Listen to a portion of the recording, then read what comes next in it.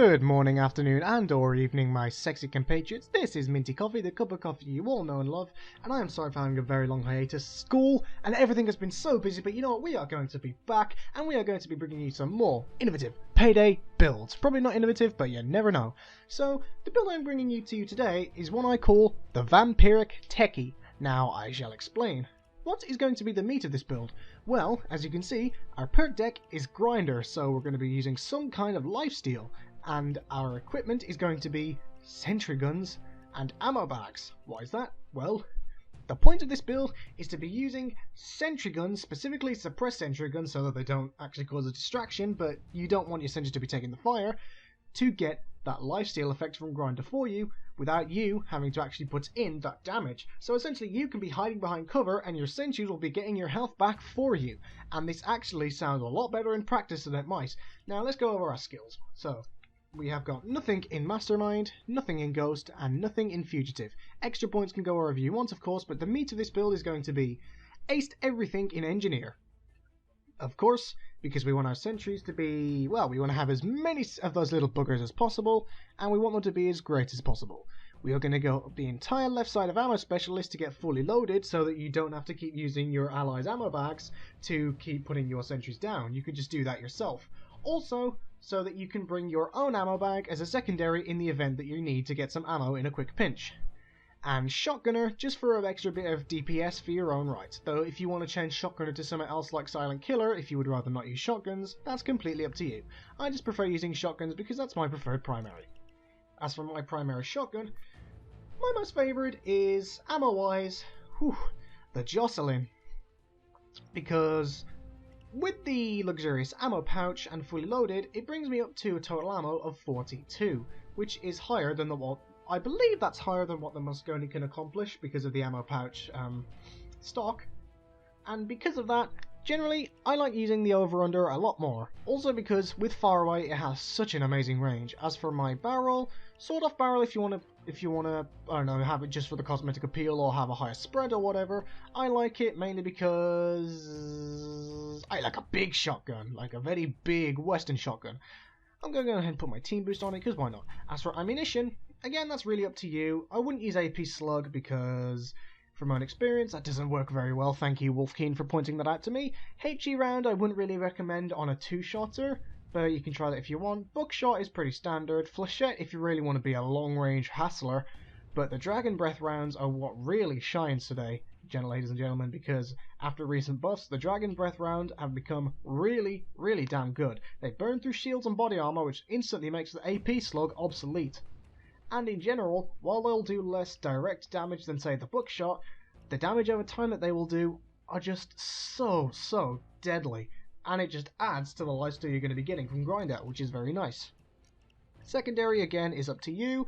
I either like to go with my lovely China Puff Grenade Launcher, or generally the Bronco. That's my favourite secondary, because it just feels more reliable, and I guess a safer choice than the Deagle. It's a Deagle alternative, mainly because, aside from the Peacemaker, it's going to have an instant reload rather than reloading shells one at a time. And I feel like, while it's not as customizable as the Deagle, it has a higher ammo count and in general just feels safer to use. Now for your melee, again, that's completely up to you. Utility Machette's my favourite. Now, the new concussion grenades with fully loaded are just a joy. If you want to go for more damaging, go for a grenade or dynamite, that's completely up to you. Molotov cocktail for area denial, lovely. The shuriken are very nice for special killing, lovely.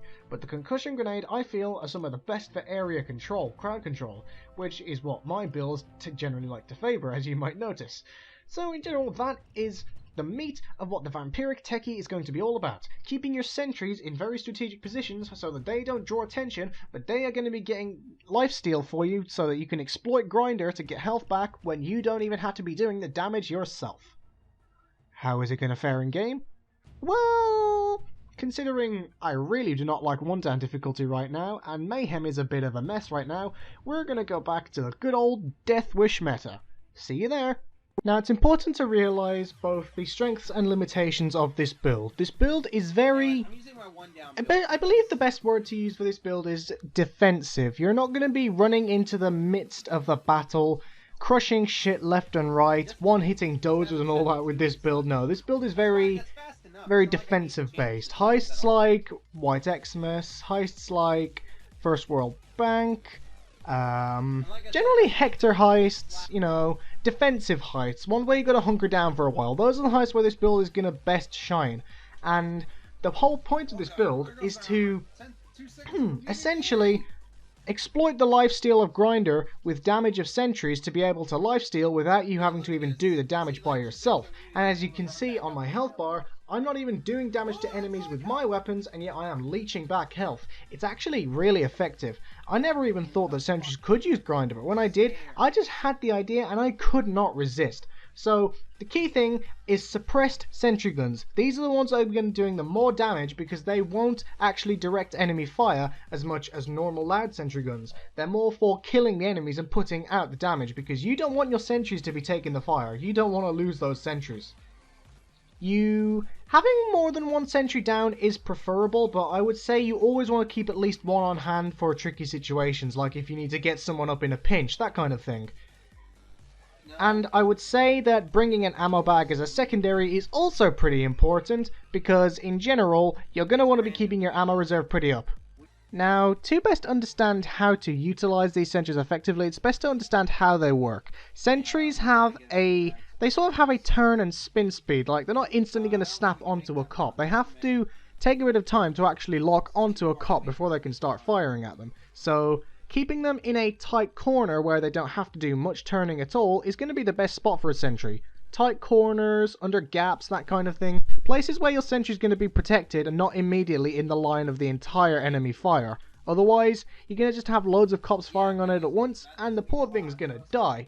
Treat your sentries well, people, and they'll treat you right in return. Now, we also need to understand the limitations of Grinder in order to not screw up. You don't want to be in the midst of the battle all the time, otherwise that lifesteal is not going to keep you alive. The thing to remember is, Grinder's going to be healing you slowly but surely.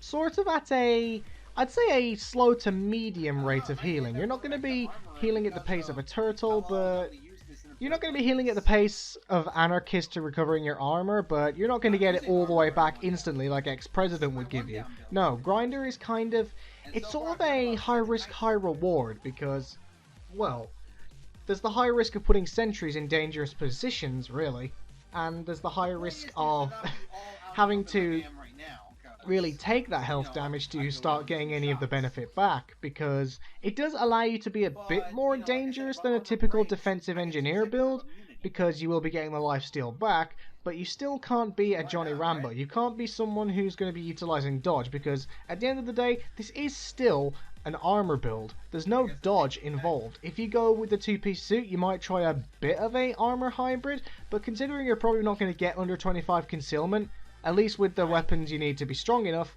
then it's not really going to be that viable. You can try mixing it with a Grinder dodge if you really want to, but I don't recommend it for this build, at least not in particular.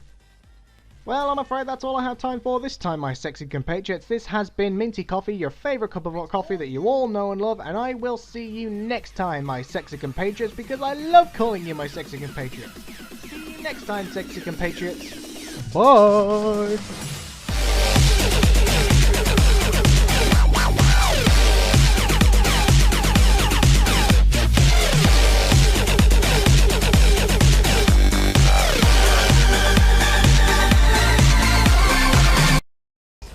Oh, God.